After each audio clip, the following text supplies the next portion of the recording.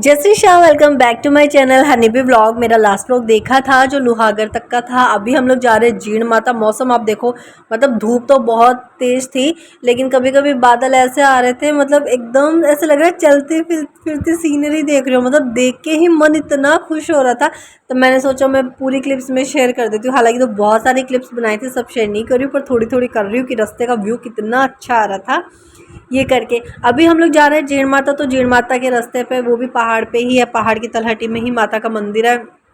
तो हम लोग जा रहे हैं वहाँ पे।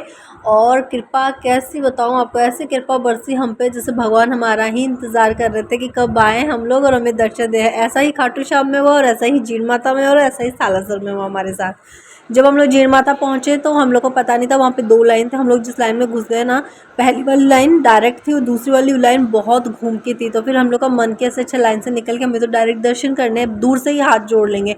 लेकिन जब दूर से हाथ जोड़ने गए तो पता चला साइड से जगह पड़ी थी, और हमारे साथ बच्चे भी थे, परेशान हो रहे थे, और हम लोग साइड से एंटर किए और हम लोग को जल्दी से दर्शन हो गए। मतलब हम लोग उसी लाइन में शामिल हो गए। और पता नहीं कैसे हुआ, हो सकता है वो थोड़ा गलत भी था तरीका, कैसे डायरेक्ट हम लोग को अंदर नहीं घुसना चाहिए था। लेकिन वो हम लोग उस टाइम, अब कुछ भी कह लीजिए, हम लोग अंदर घुस गए और हम लोग को इतनी जल्दी दर्शन हो गए। तरीका गलत था, लेकिन इंटेंशन थोड़ा सही था, क्योंकि हम लोग को बहुत जगह जाना था। तो माता ने ऐसी ही कृपा करी कि आप लोग आओ और जल्दी से दर्शन कर लो, ताकि आप लोग को आगे लेट ना हो। तो वीआईपी हमें दर्शन हो गए वहाँ पे माता के, और बहुत अच्छा लगा और बहुत खुशी हुई, बहुत अच्छे से दर्शन हुए। जी खुश हो गया था। तो ये था हमारा जीण माता के दर्शन। भीड़ वहाँ पे भी थी, और फिर भी हम लोग को माता ने कृपा करके दर्शन दे दिए जल्दी से। अभी आप दर्शन करिएगा माता जी के, आपको इसी में दर्शन हो जाएंगे। आप लोग भी दर्शन कर लीजिए, हम तो करके आ गए, आप घर बैठे दर्शन कर सकते हो। अब देखा आपने, ये है माता जी का चेहरा, ये माता जी के दर्शन है। तो आप सब हाथ जोड़ के दर्शन कर लो और माता का आशीर्वाद ले लो।